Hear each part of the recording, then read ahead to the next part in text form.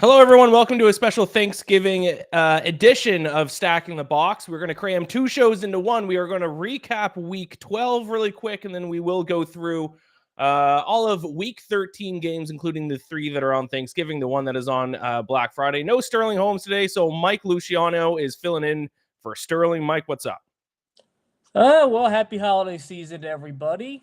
Hopefully this is the time your team turns it around. Or if you want your team to lose, hopefully they keep losing. Yeah, it is that time of season, isn't it? Where either you are pushing for a playoff spot or you're already looking forward to the offseason and you're on tankathon to see what overall pick your team will have in the NFL draft. Me and Thankfully, my team Tankathon. is still pushing Me for and a playoff Tankathon spot. go way back.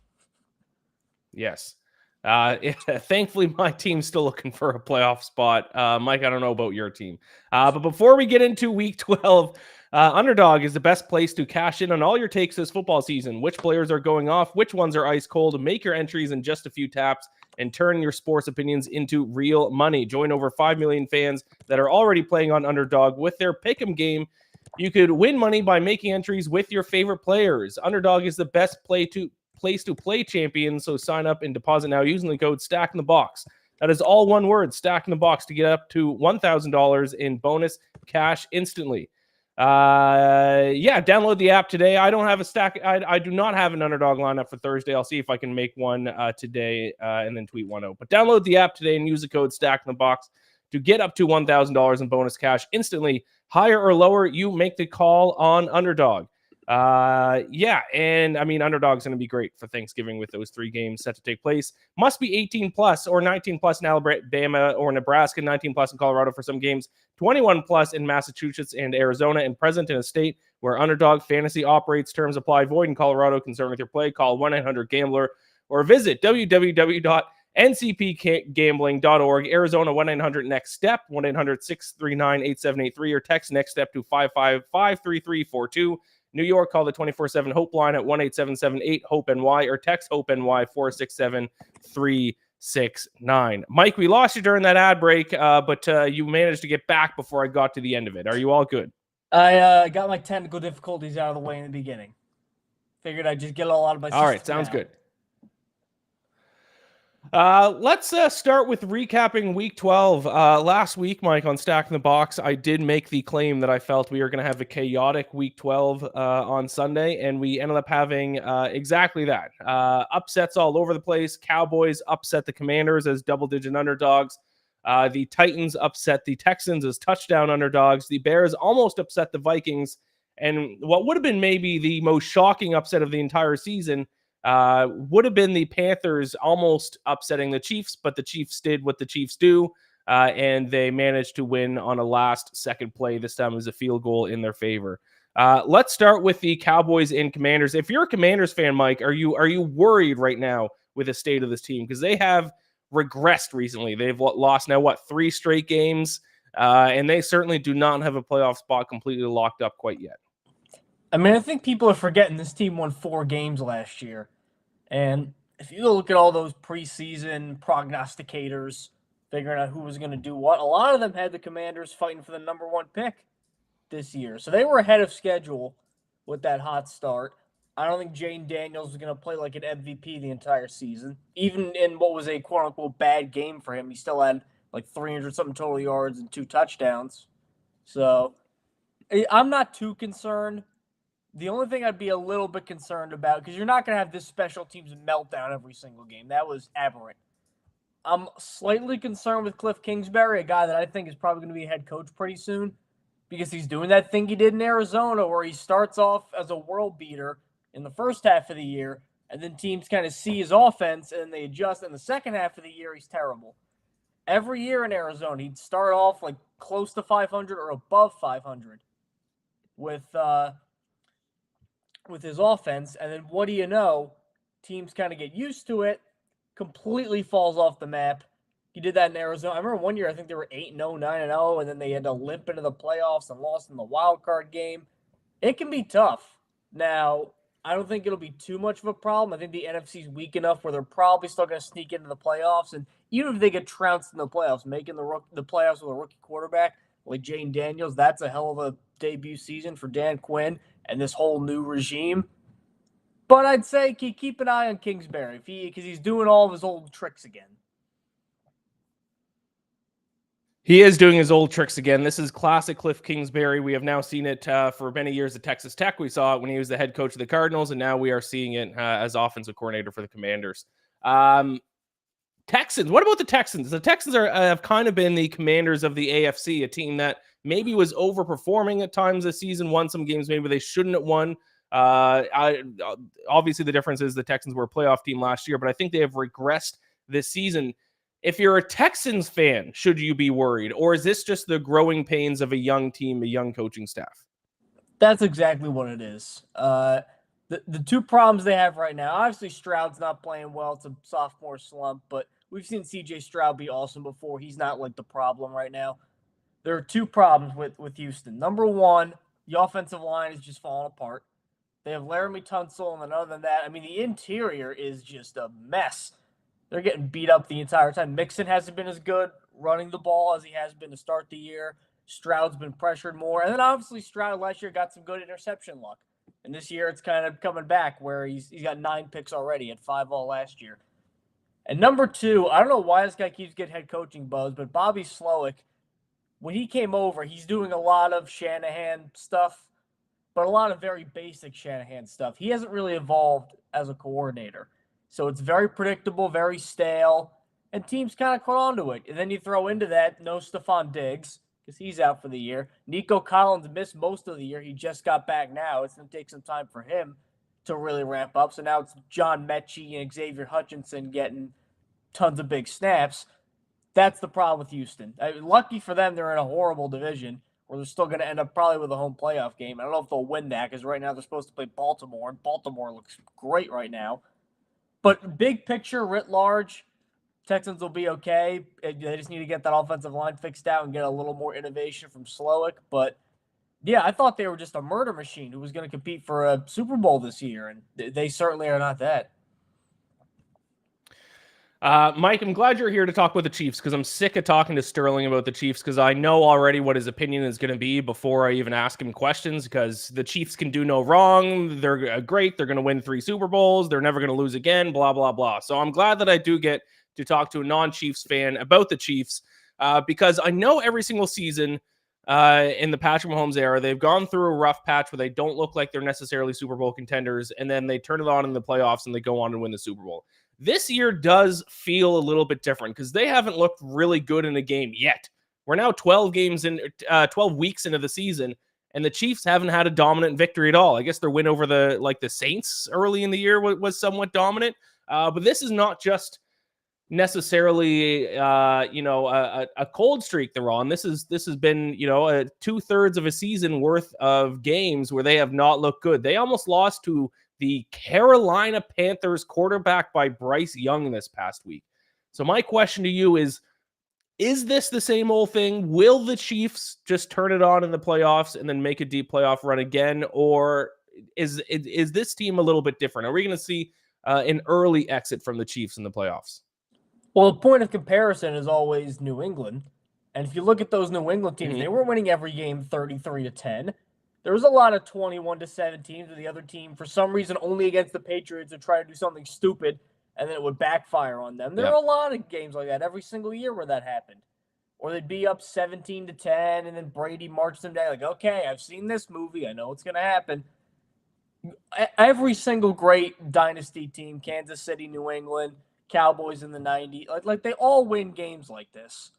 Maybe the Chiefs are winning more of them than the other ones have. And I think writ large, that would be a concern to me even if they had one Super Bowl. I'd say, all right, maybe it was kind of a miracle run where they went on a Super Bowl chase and then they're kind of regressing to the mean a little bit, winning these tough games. They've already won 3 for Patrick Mahomes. They're in a good spot to win 4. So I have no choice but to go, I guess this is what they got to do. Like, I know they're not going to be super explosive with Matt Nagy and the receivers they have, but they do enough to get the job done. Their defense isn't necessarily going to be 85 Bears, but they make enough plays to get the job done mostly. It's not pretty. It's kind of nasty looking, but this seems to be the formula this year, and they're executing it.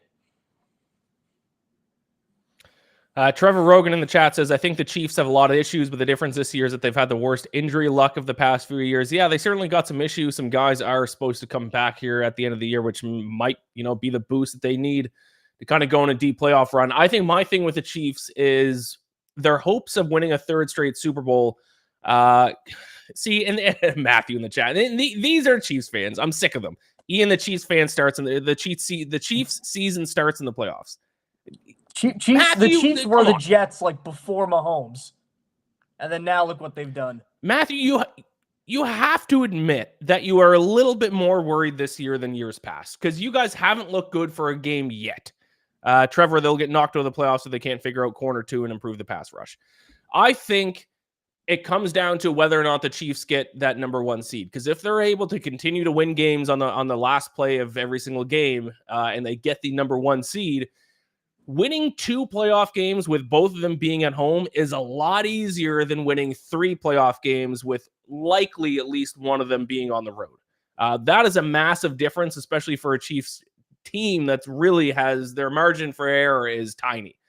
So if the Chiefs end up continue to win and they get that number 1 seed, I think we're probably going to see them back in the Super Bowl. If they don't, though, we're going to see them lose first or second round in the playoffs. The problem, though, is if they don't get the first seed, probably Buffalo's going to get it, and Kansas City kind of has Buffalo's number in the playoffs.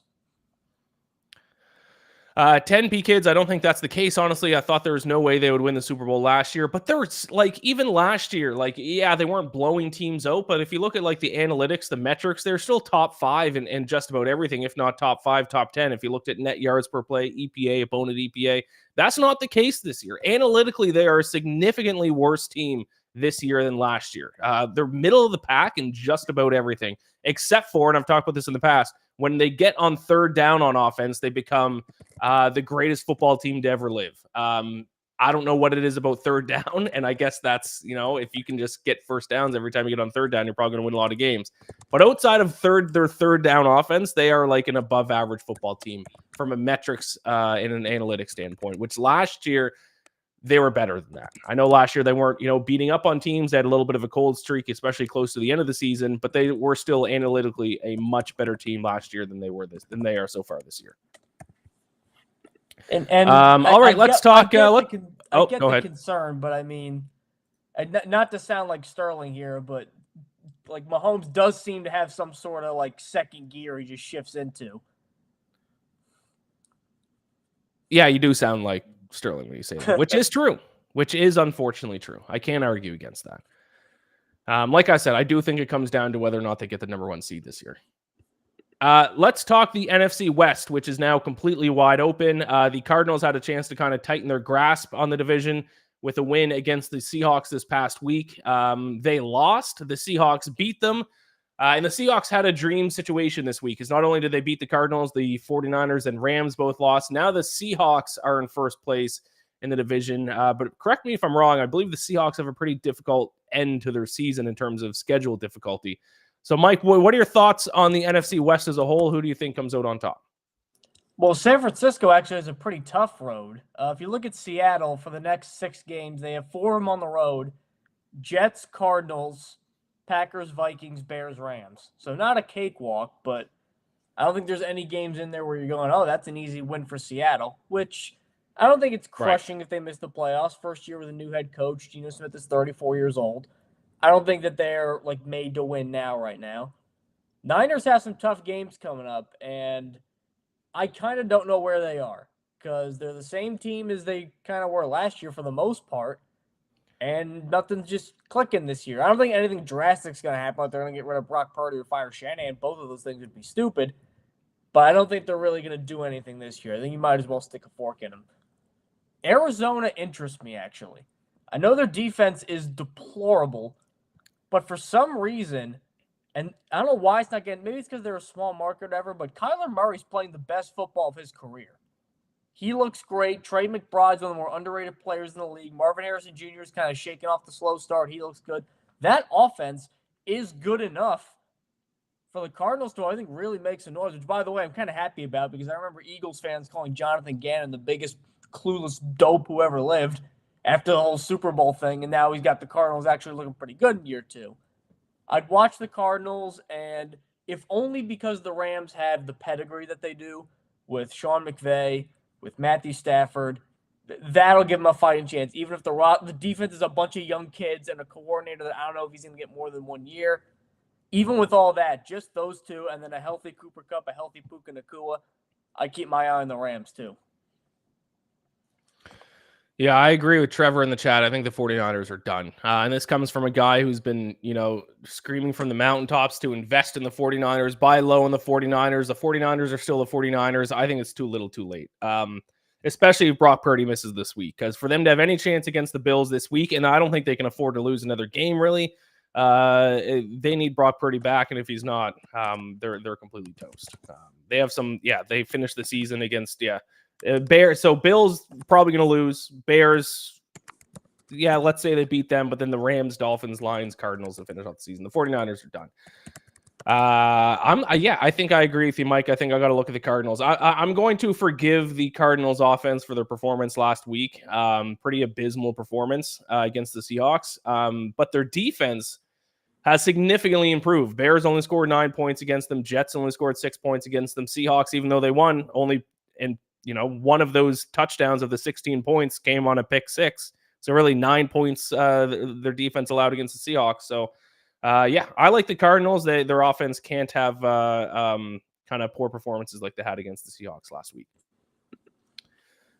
Can any team in the NFC beat the Eagles or Lions, Mike? It seems like it's becoming more and more clear every week that it is, especially in the NFC, and I think you could even make the argument for the rest of the NFL. It's the Lions and the Eagles and then everyone else. Should we just fast forward to the conference championship games? And let's even talk AFC right now in the same breath. Should we just fast forward to the conference championship games, have it be Eagles, Lions, Bills? That number 4 spot would be tough, either Chiefs or Ravens. Right now, if you're looking at this season, just as a whole, you're not taking into, the Chiefs' past playoff experience, you're not taking those Super Bowl wins into consideration. If you're just looking at this season, NFC Championship, Lions, Eagles, AFC Championship, Bills, Ravens. Can we just fast forward to that point? I don't think it's the Packers in terms of NFC contenders because I just don't. I think Jordan Love's too chaotic. Like people forget the first half of the last year, Jordan Love was not very good. In fact, some may even call it bad.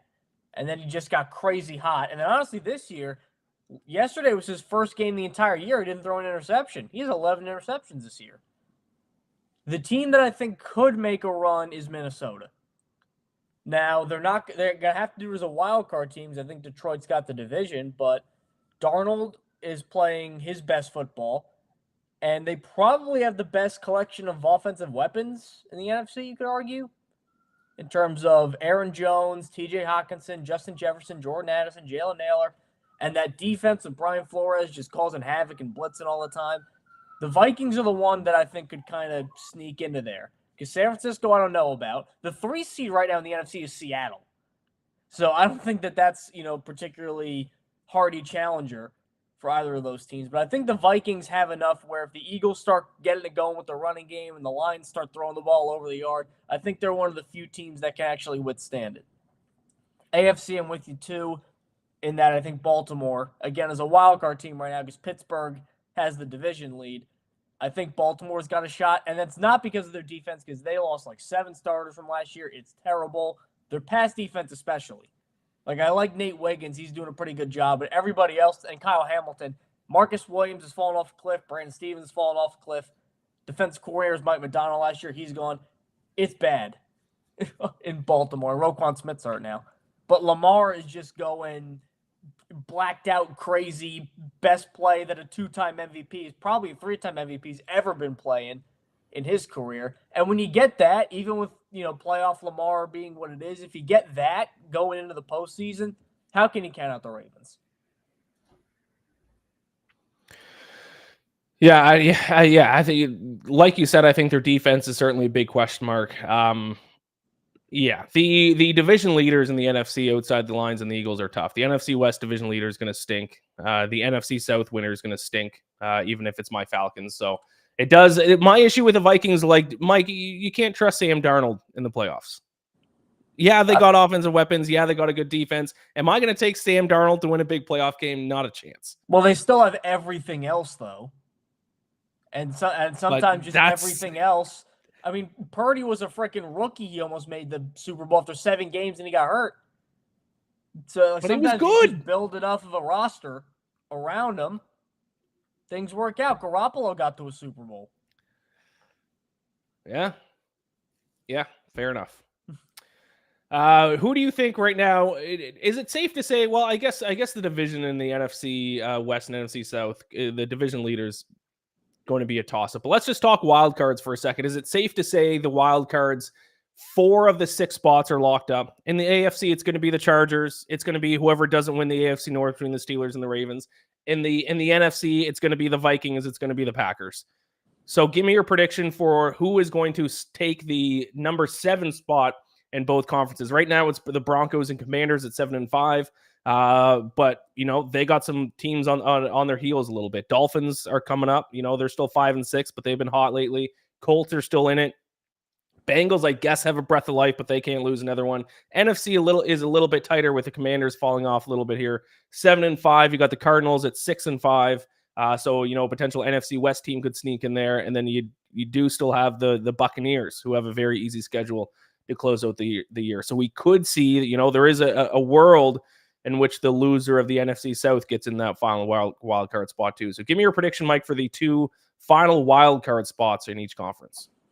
I still think Washington's built up enough of a cushion where I think they're going to make it. I can't imagine a team going 7-2 and then like 1-8 and missing the playoffs. I think eventually they're going to get their stuff figured out. I trust Kingsbury. I know I just talked about him collapsing, but I just trust him as an offensive mind writ large in a vacuum. Daniels has been impressive. They got playmakers. I trust Washington to at least get 1 or 2 more wins, which I think should be enough to put them in.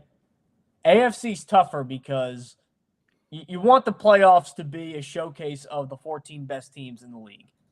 And yet I got to go watch a team with the 4th best rookie quarterback in Bo Nix sneak into the playoffs. What do you mean 4th best rookie quarterback? Yeah. He's almost favorite for rookie of the year. He's almost caught Jane Daniels in rookie of the year. They ask him, well, number one, he's got the best pass blocking offensive line, even better than Detroit.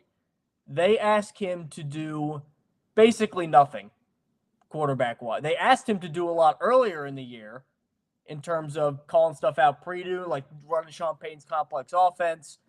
He looked completely lost. Sean Payton takes that all off his plate, and then there you go. It's very. I didn't know I didn't know I was hosting the show with a Bo Nix hater. This is a Bo positive show, yeah. Mike. We're Bo believers here on Stacking the Box. Oh yeah, like go watch it. I know that like you can look at their stats and stuff like that. Watch like Caleb Williams. He completed 84% of passes, 307 yards, and 4 touchdowns the other week. But they're not asking him to do much. 4 touchdowns and 300 yards isn't much. Statistically, last year, Russell Wilson was great and everybody hated him.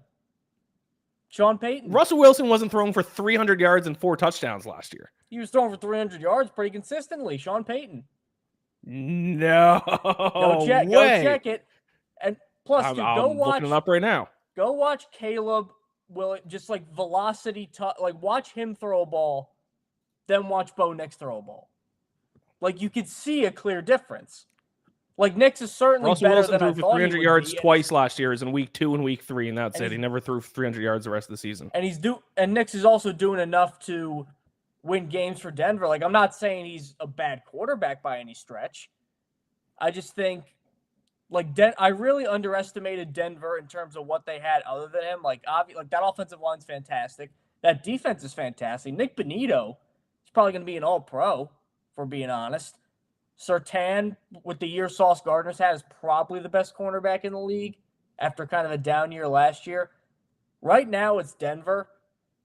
The problem is I look at Miami and I look at Cincinnati. I think just purely roster-wise and purely, honestly, entertainment-wise, I'd rather see Miami or Cincinnati. I just think that they were so terrible early in the year. I don't know if they can really climb out of that hole. And I think Denver has a very easy schedule coming up down the road. So I think it's probably going to be the Broncos, which would end the second longest playoff drought in the NFL because the Broncos hadn't made it since the Super Bowl year.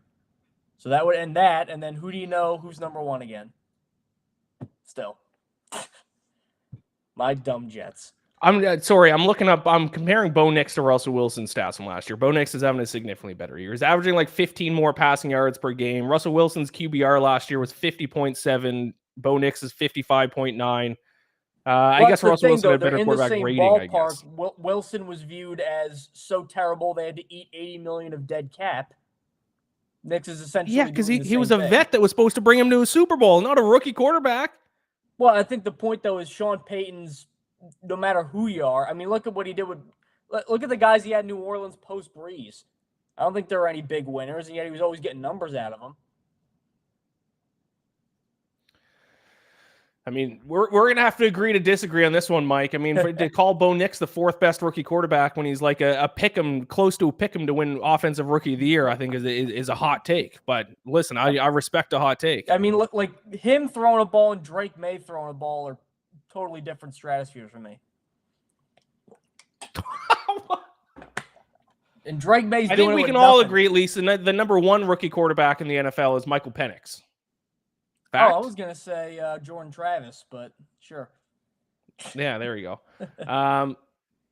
All right, let's move on to a Week 13 preview, Thanksgiving NFL action. Bye weeks are on pause. I believe next week is the final week for bye weeks, but none this week because of Thanksgiving. So we got 32 teams in action, 16 games, 3.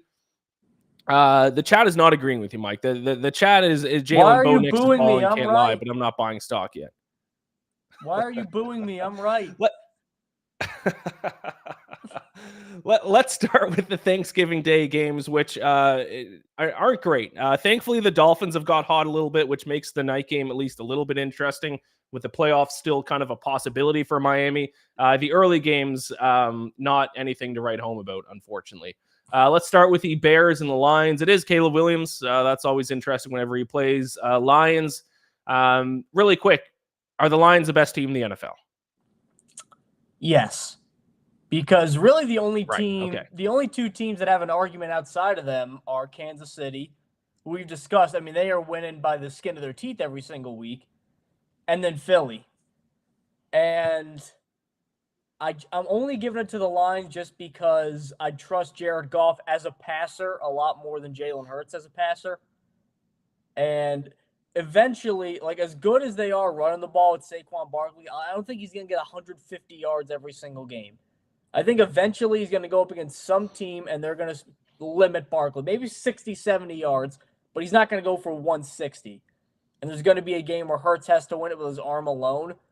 And if that comes down, like the Lions are playing the Eagles and it's which quarterback makes more plays, I trust Goff in that situation. I think their defense is good, not great, Detroit, but I mean, how could you doubt anybody? I mean, that offense, they have one good receiver and they're just slicing people up. So let's talk about this game. Lions, massive favorites once again. I mean, they continue to be huge favorites almost every single week, and they continue to cover the spread. I actually think they have the best spread record in the NFL. 9-2 against the spread, despite being, at least a touchdown favorite on an almost weekly basis. 10.5-point favorites now against their divisional rival. I'll just chime in on this one first, and this is I'm placing, in terms of a betting standpoint, I'm placing a lot of ugly bets this week. I just think there's no team that I remember in recent history that has a bigger sell high spot right now than the Detroit Lions. Now, I'm not going to say the Bears win this game, but if we're just talking about if they can win by double digits again, I mean, we're talking about a team that's on a short week going up against a divisional rival that has been trending in the right direction. Bears offense has been significantly better the last 2 weeks since they fired Shane Waldron. Now, 2-game sample size, pretty small sample size, but I mean, they played 2 very good defenses in that stretch. The Packers, their offense looked competent, and then last week against the Vikings, one of the best defenses in the NFL, their offense looked very competent as well. So I think this is going to be a little bit of a sell high spot on the Lions. I think the Lions are going to struggle more in this game than a lot of people expect, but at the end of the day, they've proven that even in games they struggle, like against the Texans a couple weeks ago, they can still pull it out. So I think they are going to struggle a little bit more than people think, but it's still the Lions. They'll find a way to get the job done. But this could be a scary start to Thanksgiving. 10.5 is way too generous a line over there. I think the Bears will cover that only because much of the discussion has been like Matt Eberflus, Caleb Williams, and understandably, which by the way, Caleb Williams, I believe, he could set the record for most pass attempts without a pick in a row in a rookie season during this game. Ooh. So, yeah, I think he's like 15 or 20-ish away from Kyler Murray's record. Looking at this game, though, people forget. I think people don't realize how good of a defense the Bears have. Like, Matt Eberflus is a bad coach. He at least has got the defense figured out. That is a very good unit. They got corners I like, Jalen Johnson. Tremaine Edmonds has really stepped up as a linebacker. Pass rush is okay, but it's getting better than it was. Montez Sweat's really good. Like, that's not a defense you could just roll over. The problem is executing key situations. They were almost 5-2. If they didn't have that Hail Mary happen, they're going to be 5-2. And we're talking about maybe the Bears can make the playoffs with Caleb Williams as a rookie. That was a legitimate conversation people were having just a couple years ago, and then the bottom fell out. But, I mean, every single one of these games, I mean, look how close they were. There's the Hail Mary, a blocked field goal, overtime against the Vikings. Like, they're in all these games. They don't win it because they have a bad coach and a rookie quarterback, but they hang around. They're not going to win just because I don't know if Caleb as a rookie with, DeAndre Swift and fat Keenan Allen is going to be able to compete with this Lions offense, but I think he'll find the end zone a couple times. I'm looking at maybe, I don't know, a one-score game here. I don't think that'd be outrageous. This is actually, it's not the best game, but I think it's certainly a good game and the best of the three, in my opinion. Better than Packers-Dolphins. Oh, really? I disagree there. I like Dolphins-Packers better, but I do see where you're coming from. Jalen says best games, Packers, Dolphins, Steelers, Bengals, Chargers, Falcons is going to be blowout. That's a terrible game. I mean, that is like half the Cardinals, schedule Vikings. there, Jalen. When you said best games, that is yeah, that's true. Yeah, way to narrow that one down. Your comment about the Bears, their secondary is very good. They've struggled stopping the run though. Yes. But their secondary has been like, if you look at like EPA per drop back, but in EPA per rush, like top 5 in terms of EPA per drop back, but they're like bottom 10 EPA per rush. So the Lions would be smart to just kind of try to keep the ball on the ground and just run it. Is David Montgomery going to be back? I haven't seen. I know that he kind of left the game this past weekend. What's his injury status? Do you know off the top of your head? I think he's gonna play. I think they said. Like, they think he's going to play right now. Yeah, good news. Yeah, shares good news. But even if he doesn't... So, yeah, he might... even if he doesn't, get Jahmyr Gibbs. Well, Jahmyr Gibbs has been the better running back this year. Jahmyr Gibbs is averaging, I think, over 5 yards a carry. So, it's like he'll be fine either way. Like for the old school fans, like Ernest Biner, Kevin Mack for the Browns in the 80s, where you get just this big bruising power guy and then the little speed guy. And it works perfectly. Yeah, I mean, there's probably more recent examples you could come up with. A duo from I need to show some the Ernest 80s. Biner love on the show. Trevor Rogan says, no way Lions roll. Possible. Lions could win this game by 30 for sure, and I wouldn't be shocked. Let's move on to the second game here. Giants, Cowboys. It's unless there's a quarterback change, we got Tommy DeVito against Cooper Rush. Take a nap during this game. Who cares? Imagine the schedule makers thinking like the Giants would be better and Dak would be healthy and like this is going to be the marquee game. And instead you get Cooper Rush and Tommy DeVito. Yeah. Oh, brother. I don't think we need to comment much about this game. I think the Cowboys end up winning this only because they're both bad. One team just looks dead and the other team looks like they got some like last gasp spasms before they die, and that's the Cowboys. Like, when they got killed by the Eagles, I'm like, okay, this team's going to lose every game with Cooper Rush. Last couple games, they've looked obviously bad, but not, like, awful. And obviously they beat the Commanders on the road. That's a real team and a real win. The Giants are, and I don't use this lightly, but if you look at how the last couple years it went down, because they haven't made the playoffs, either outside of that one Daniel Jones year that ruined their franchise, how are they any different than the Jets? How are they any different than the Jets in terms of the quality of the play, the dysfunction, the meddling owner? Because honestly, this is my conspiracy theory. As a Central Jersey Italian guy with kind of an accent from there, I despise Tommy DeVito because I think he's like playing up the Italianness on purpose to like be funny. And I know a lot of people like that back home. I think that starting DeVito was a John Mara call. I think the owner directly intervened and said, I know you're trying to save your job, Brian Dable, but I got to sell some tickets and keep some buzz going. and Tommy DeVito doing this and talking about cutlets and meatballs and Sunday gravy and all that, that's better than Drew Lock. And you can't do that in football. You can't do that. And this is what you get, a team that probably might end up with the number 1 overall pick and end up with Cam Ward or Shadur Sanders. I will say a couple things that work in the Giants' favor in this game from a matchup perspective. Number one, both these teams have two of the worst run defenses in the NFL, and the Giants are actually the better team at running the football. Tyrone Tracy, I don't think enough people are talking about how good he's been this season, averaging 5.1 yards per carry. So I think he might be able to get the ball going on the ground against the Cowboys' run defense. And the other thing is the Cowboys' offensive line is extremely banged up. Obviously, some of their players are still questionable. We'll see if they play. But if they don't play, the Giants' biggest strength is their pass rush. They might be able to do some damage against this Cowboys offensive line. So, listen, it's a toilet bowl of a game. In terms of a betting standpoint, I'm certainly not laying 4 points on the Dallas Cowboys against anybody, including the New York Giants. I'll take the points. It's ugly, but I'll take the points. I'm the only problem, though, is, I mean, coming off that Tampa Bay game, why should I expect the Giants to compete with anybody? I know Tampa Bay is a lot better than the Cowboys, but to just get eviscerated like that at home, why am I going to say next week they'll compete? Because you're never as good as your most recent game, and you're never as bad as your most recent game. Perhaps. Thursday night football. It is, I know it's not branded Thursday night football, but it is a night game on Thursday. The Dolphins and Packers. Dolphins kind of need this win to get. I mean, if the Dolphins win this game, they are, I think we can say, back in the playoff mix. Taking on the Green Bay Packers. 3.5 points in favor of the Packers. Green Bay has looked shaky at times. I don't think they're as good as the record indicates. Mike, you brought up earlier Jordan Love's play this season. He's middle of the pack in a lot of areas. If you look at like EPA and CPOE composite, he's like 15th. Adjusted EPA, he's like 12th or something. Like he's had probably an above average season, but certainly not living up to the expectations heading into the season where a lot of people thought he was going to be a dark horse MVP candidate. My biggest concern about the Dolphins, though, is they have not shown in recent years that they can play in cold weather. It is a narrative that I don't like. I always think that kind of narrative is crap because they're all NFL players. I mean, there's players on the Packers who grew up in the South who aren't used to playing in the cold weather. But then they have proven, the Dolphins have, that they actually can't play in cold weather. Last year's playoff game was obviously the biggest example. They didn't look good. I think it was in Buffalo in Week 18 with the division on line as well. In the Mike McDaniels era, they have not played well in the cold at all. Like, they actually look cold when they're playing. Like, they look like they don't want to play.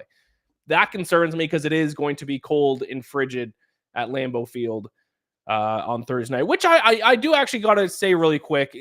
These NFL players are a bunch of babies. The sidelines are all heated up. They got power heating over on the sideline. They're going to be cold for like the 2 minutes they're actually on the field, and then they can go back to the sideline and get warm. And also, not to mention, let's not call Lambeau Field the frozen tundra anymore, because these football fields all have heaters underneath them, so the ground doesn't get too icy. So relax. Suck it up for 3 minutes when you're on the field, run back to the sideline, and stand by the heater, you babies.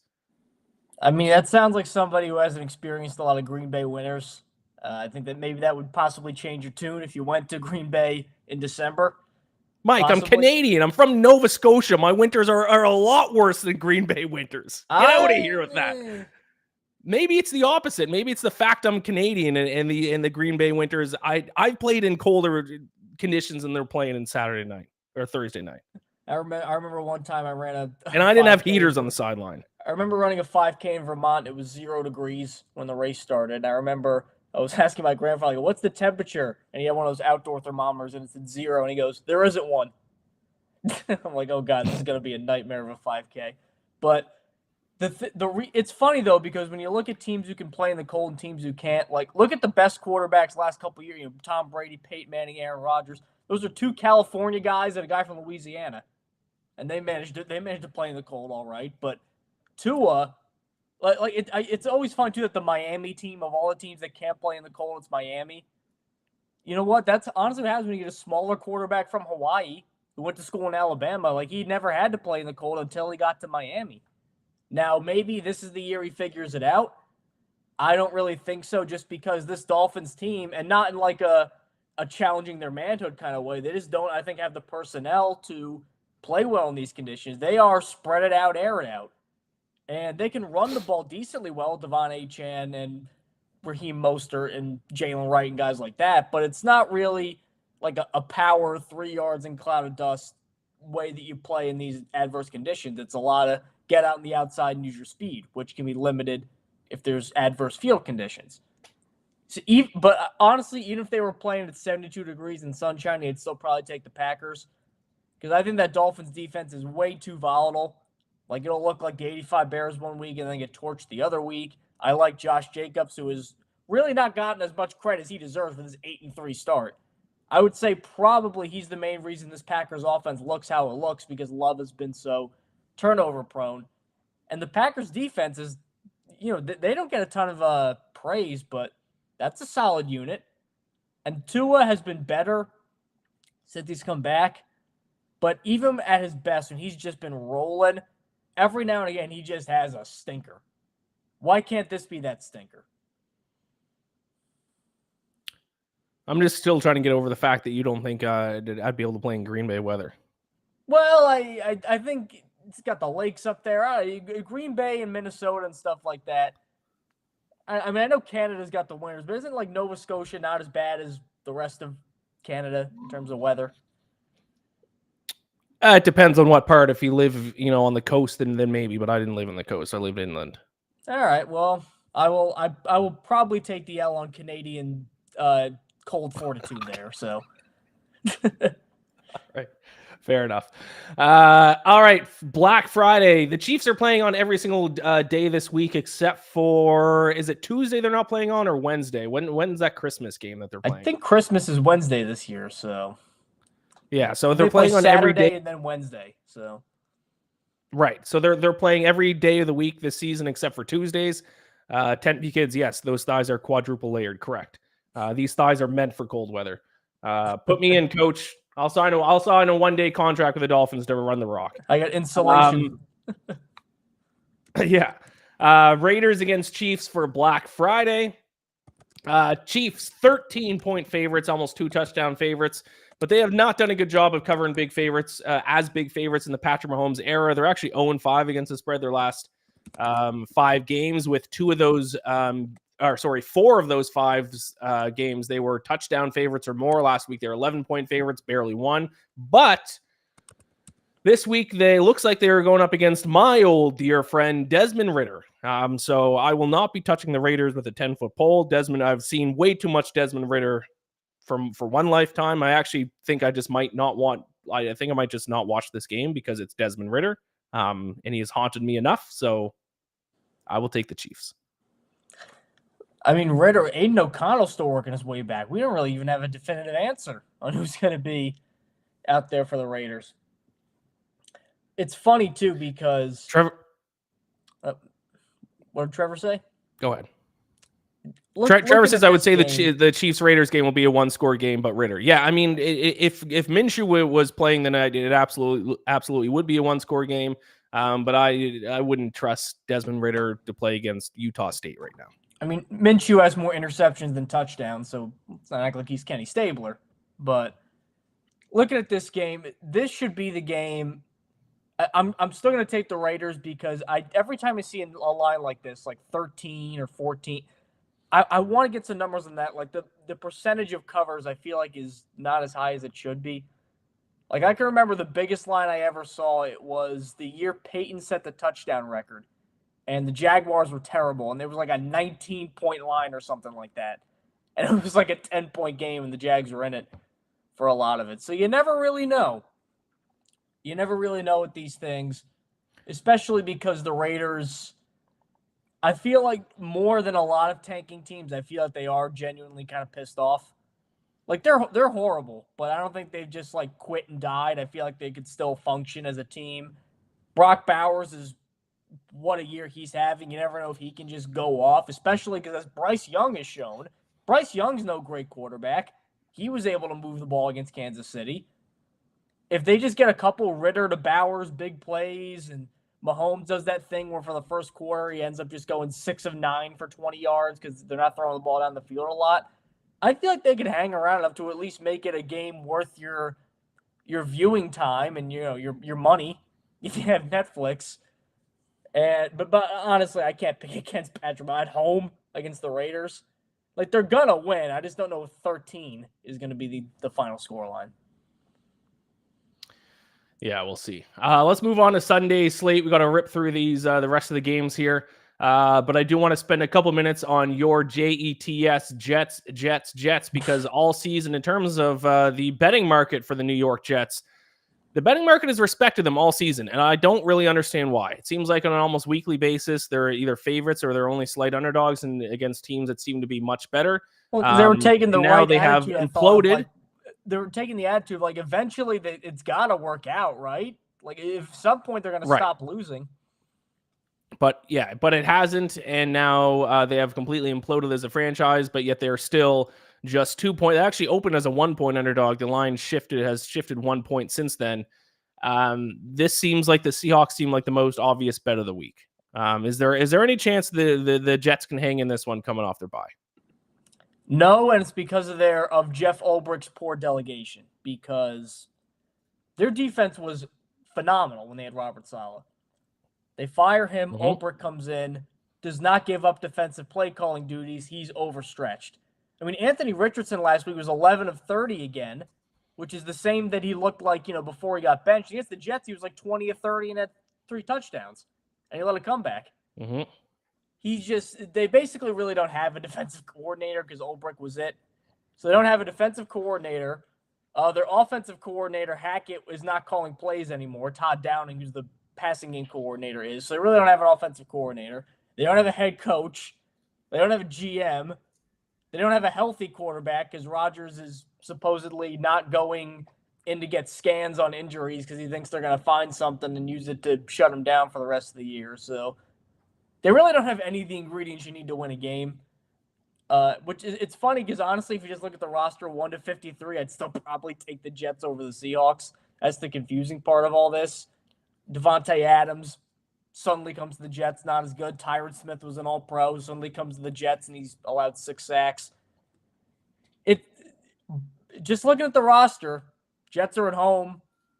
They should make this a competitive game, but I've said that about 4 or 5 other Jets games this year, and they've lost them all. So I'm going with Seattle again, and hopefully this ends up with the Jets getting in a position to possibly draft Cam Ward or Shedeur Sanders, because this is a weak quarterback class, and without that, I don't trust Tyrod Taylor and Jalen Milroe to break the playoff drought next year.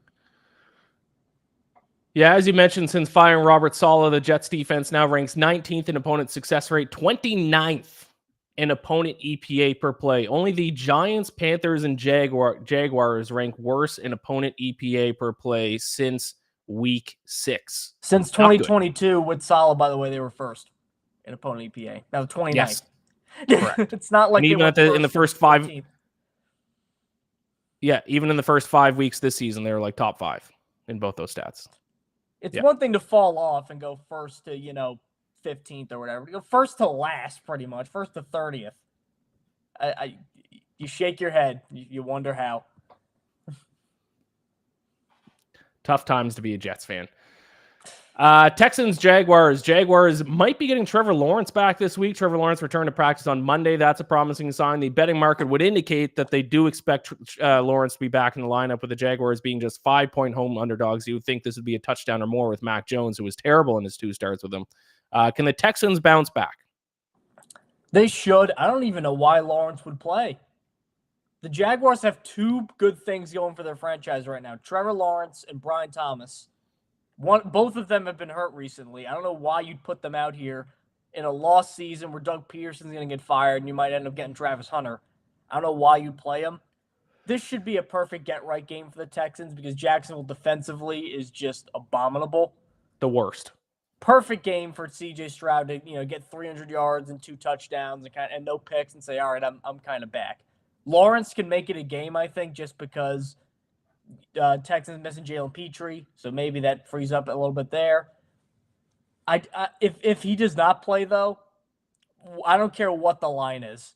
Take the Texans, because I think I've taken a lot of grief for my insistent Trevor Lawrence defense. And then we see what happens when Trevor Lawrence is not in, and Mac Jones, who I think is just a baseline backup quarterback, it comes into the game, what he looks like, and you go, man, this is what he had to put up with. So if Mac Jones plays, I don't care if the line is 15, take the Texans. If Trevor Lawrence plays, I think they might keep it a little closer, but I think that defense is too bad for Jacksonville to really win this one. Yeah, I think we're going to see a little bit of a higher scoring game than total indicates, especially if Trevor Lawrence plays, because he was playing really well up into his injuries last few games before that, and then you have the Jaguars defense, which is the worst in the NFL. So I think it's going to be a bit of a high scoring game. Which is weird because I thought Ryan Nielsen you seem did to an have okay job with your Falcons last year. I thought Ryan Nielsen did. He did a better job than Jimmy Lake is now. So yeah, but I don't know what's going on in Jacksonville. 10B kids, Steelers +9, Bills -0.5 teaser, free money. Okay, that's interesting. Steelers are against the Bengals. Ooh, yeah, +9. A little free money, but yeah. I'm just imagining it's going to be another one of those games where Joe Burrow throws for 450 yards and 4 touchdowns, and they lose 38-35 again. Yeah. Titans and Commanders. Mike, you seem to have faith that the Commanders will hang on to their playoff spot. I mean, this is certainly a must-win game if they want to do exactly that. Do they bounce back with a win here? Or Tennessee, coming off a big win last week, could they pull off a second straight upset? They bounce back, although I will say I've been very impressed with Will Levis against some really tough opponents. I think he's played some of the best football of his career. Very aesthetically pleasing thrower, I think is the best way to describe Will Levis. But Washington, I don't think they're going to lose 2 in a row at home to Dallas and Tennessee. I think Jaden Daniels is too good. I think Dan Quinn is too good of a coach. I think Cliff Kingsbury's too good of a coach for that to happen. Like, I don't see them getting 9 points in the first 3 quarters, even against the Titans defense that I think is pretty okay. I know they've lost some pieces, they've traded some pieces, but I think this will be a win for Washington. Not like an overwhelming win, but I just can't see them going 7-2 and then falling out of the playoff picture. Rookie quarterback be damned. I think the Commanders lose again. I'm sticking with the Cliff Kingsbury narrative. Jaden Daniels looks hurt. And I remember a Falcon season not that long ago. They started 6-2, first 8 games, went 2-6 their second 8 games and missed the playoffs. So it is certainly it's happened before. Have you considered they're the Falcons, Ian? Have you considered that? Yes, I have taken that into consideration. Yes. That's probably a good point. We got to rip through these last few games. We just got 5 minutes left here, Mike. Cardinals against Vikings. Vikings 3.5-point favorites. Can the Cardinals bounce back? They can't bounce back through no fault of Kyler Murray. I think I think the Vikings are a lot better than people are giving them credit for. The Vikings might be the 3rd best team in the league. They may all be in the NFC. I think the Vikings are that good. And I don't even think Sam Darnold's that good.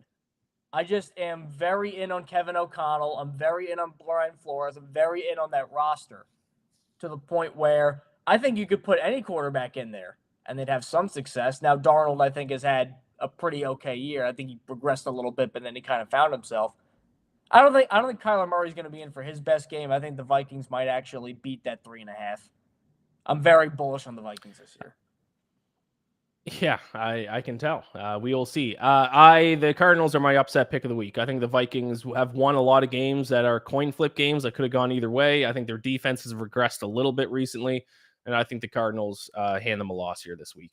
The Steelers and the Bengals. Bengals 3-point home favorites. I mean, the Bengals kind of, I guess, are still in a playoff, potential. They're 4-7, so they can't lose another game. The Bengals need to win out, whereas the Steelers are trying their best to hang on to the top spot in the AFC North, because if they do lose this week and the Ravens beat the Eagles, the Ravens actually recapture the top spot before the Ravens bye week. So a little bit of an interesting one here in the AFC North. I'm going to go take the Bengals in this one with the points. I'm going to take the Bengals because eventually that bad luck has to turn around. There's no way Burrow can consistently be that good and they keep losing. But in the back of my mind, this is like a true 50-50 toss-up for me, because how many times have offenses been rolling and then they play the Steelers and the Steelers win 19-16 because the defense shuts them down and then they kick like 4 or 5 field goals and get 1 touchdown at the end. This seems like that, because I don't know if Burrow is going to light up this defense the same way he's lit up, Baltimore or some of the other bad ones. But I think eventually, just for Joe Burrow's sanity, he's got to get one of these, right? I have declared myself, after years and years of betting against the Steelers because their metrics are never as good as the record, I declared myself as being a Steelers guy a few weeks ago, so I'm not going to quit on the Steelers now. It's Mike Tomlin. It's some Pittsburgh voodoo. I don't know what it is, but the Steelers continue to overperform, so I will not get off the Steelers yet. I'll take the 3 points with Pittsburgh. Colts and Patriots. Do not care about this game whatsoever. The Patriots stink. The Colts also kind of stink. I mean, the Colts are technically still alive in the hunt for the playoffs right now, but I have no comment about this game. I do not care about it. Anthony Richardson, you brought it up earlier, Mike, had that one good start against the Jets. Everyone was like, oh, including me, to be honest, was like, oh, Anthony Richardson might be fixed. The Colts might have made an offense that fits Anthony Richardson's game, and then he followed that up by completing 35% of passes for 170 yards last week. I will say I went back and watched that game. He did have 4 beautiful dime throws that were negated by penalties. I think he had 3 or 4 drops. Not amazing, but they did kind of sell him that game. I mean, he played. It sounds weird to say about a game with that number, but he did play a lot better than the raw box score numbers would indicate. I'll take the Colts with this one, mostly because the Patriots, I just don't think they have enough talent to keep. I think defensively, it's starting to show. I think May gave them a little boost, and I think May is still good, but Colts defense has been playing better lately, and Gerard Mayo, I don't think I think he'll be an okay coach, but I think he's going through, year one coach struggles. He had a quote where it's once they get between the white lines, I can't help them. I'm like, you probably don't want to say that. So I don't think the vibes are too great in New England outside of May. All right, we got 1 minute left, Mike. Chargers, Falcons. I think this is the easiest one of the week. This is a nightmare matchup for the Falcons. They will lose by 88 points to this Chargers team. They will not be able to do anything against the Chargers defense, and Justin Herbert will throw for 600 yards against the Falcons defense, which stinks. I actually think the Falcons will win. Only because... I hope you're right. Only because these last couple games, I think the Chargers defense, it looked like it was the best in the league, and then they started playing, for lack of a better word, real offenses. And they've looked average. And the Falcons, I think, are a real offense. Not an amazing one, but a real one.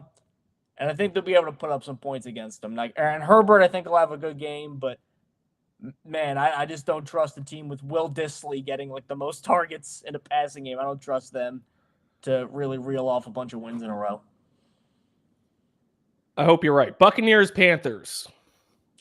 Buccaneers still alive in the NFC South. Yeah, Bucks just because Baker Mayfield is cooking still. Bryce Young had a good game, a singular good game, but I don't think that necessarily is a harbinger if he figured it out. I think he just had a good game. Zach Wilson threw for 300 yards and 2 touchdowns against the Texans. These things happen. I'll take the over in that one. To both defenses, 31st and 32nd in the NFL in opponent success rate. I will take the over. Rams and Saints. I'm going to go home underdogs. I'm going to go Saints just because Derek Carr is actually 4-4, and he's got the second best adjusted net yards. I think Goff is number 1. He's actually playing really well. I think the Saints just had that nightmare stretch in the middle. I'll take the Saints, especially with the Rams defense looking very average. Yes, and Rams actually, Matt Stafford has actually quietly not really had that good of a year if you look at some advanced metrics. So I'm kind of out on the Rams. I'll take the Saints as well. Eagles-Ravens in what might be the most intriguing game of the week could be a potential Super Bowl preview in the Bird Bowl between the Eagles and the Ravens. I personally think the Eagles are the clear second best team in the NFL. I think it's Lions-Eagles, a large gap, and then everyone else. I'd say Lions-Eagles, a gap, Bills-Ravens-Chiefs, a gap, and then everyone else. So with it being a 2.5-point spread, with the Ravens at home, that means if it was a neutral field, the Ravens would be a point favorite at best to pick them. And I think the Eagles are the better team. Both offenses very comparable. Eagles by far better on defense. I'll take the Eagles. I just don't know how Baltimore's going to stop Saquon. I don't know if they're going to be the team to do it. Again, I trust Lamar as a passer a lot more than I trust Jalen Hurts as a passer. But if Saquon Barkley's just leaning on you for 150 yards, how are you going to stop that? And now I know the Eagles have the same question with Derrick Henry, but I trust the Eagles defense a little bit more than Baltimore's, even with Derrick Henry being as ageless and as good as he is.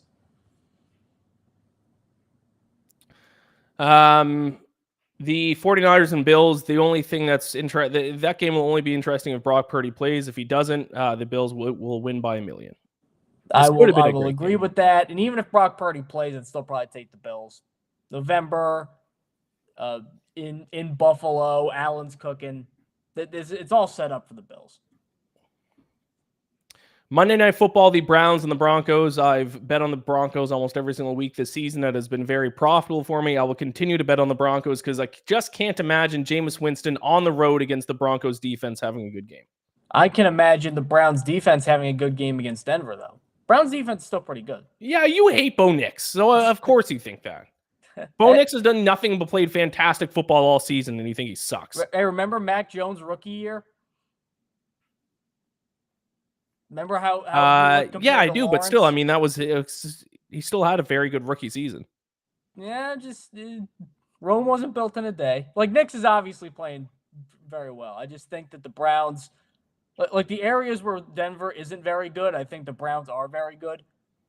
And I think you know what, the Browns, the Broncos are they're ahead of schedule, definitely. You know what? Why can't they get upset? The Panthers almost beat the Chiefs. Why can't the Browns beat the Broncos? Oh, it can happen. It can certainly. I mean, anything is possible in the NFL. But yeah, I know you're on the Browns because you hate Bo Nix. I don't hate Bo Nix. He seems like a good guy. The people get a little carried away here. 10P Kid says Iain make an appearance on the College Football Stack in the Box show. I have nothing to add about college football. I don't know anything about college football. George is probably going to George is going to win the national title. I don't know. Probably an SEC Georgia's team. Lost I would have nothing to add to that. Oregon this year, probably. See, there you go. I've watched maybe 4 college football games. But college football will be live today at 1 p.m. with people who actually know college football. So tune into that 1 p.m. Eastern. I will not be making an appearance because I have truly nothing to add to college football. You know what? I'll do a special Stack in the Box Canadian college football edition. How about that? Preview the Vanier Cup. Mike, who do you got in the Vanier Cup? Didn't that just happen? Didn't I see like Laval or something won the other day? Damn, did it happen? I thought it was this coming weekend. I think I saw something about that it happened. Look at that. You know actually more than me. I know it was Wilfrid Laurier against Laval. Laval is the Alabama of Canadian college football. I'm guessing Laval probably won. Rouge-Or won 22-17.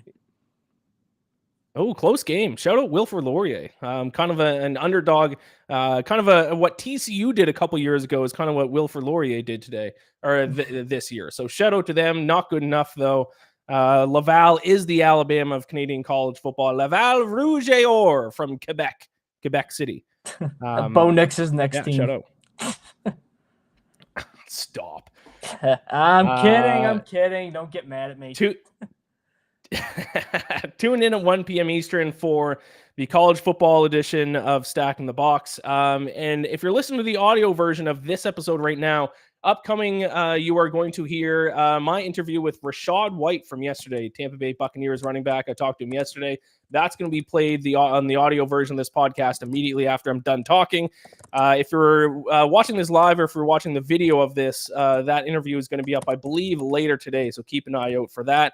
I tried to get him to talk poorly about my Falcons. He wouldn't budge though. I don't think he liked us. As soon as he got on the stream, he was like, "I'm talking to a Falcons fan." So yeah, check out that interview. I get to go behind enemy lines and talk to a member of the Tampa Bay Buccaneers. Mike, thank you for filling in for Sterling, who I think is just living it up in Florida this week. Tell the people where they can find your work. You can find my work at by Mike Luciano on Twitter. I am all over the Fansided Network on all the NFL sites. You can find me on Twitch as well for my non-work stuff. And just keep perusing the Fansided Network. If laws of probability, you'll find me eventually. I'm all over there. There you go. And if you guys want my talk betting a little bit more and my best bet for every single NFL game this week, check out the Road to 272, which was uploaded, the Bacon Bets podcast, which went up this morning. So check that out. Thank you also so much for watching, listening. Subscribe to Stack in the Box on YouTube. We'll be back next week, Monday morning at 9:30 a.m. Eastern. No Wednesday show for us this week. We'll be back 9:30 a.m. Eastern. Next week to recap week 13 and talk. I guess we are going to talk Monday Night Football, so maybe I shouldn't have given my Monday Night Football thoughts. We'll get Sterling's thoughts on Monday Night Football on Monday morning. Thank you all so much for watching and listening. We'll talk to you then.